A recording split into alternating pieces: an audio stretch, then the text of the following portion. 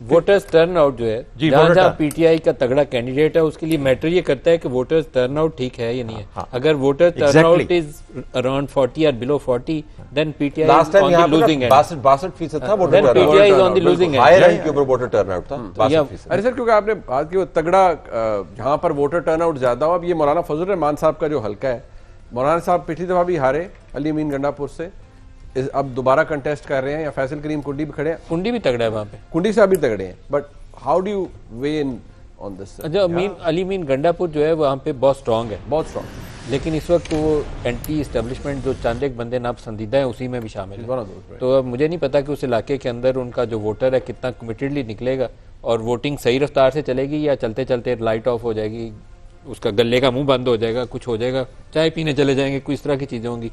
Again depend करेगा कि voters turnout कितना है। हाई टर्नआउट में हो सकता है शायद खाने चले जाएं, हाँ, दम वाला पानी पीने चले जाएं, ब्लैक लेबल हनी के लिए चले जाएं, there are so many things.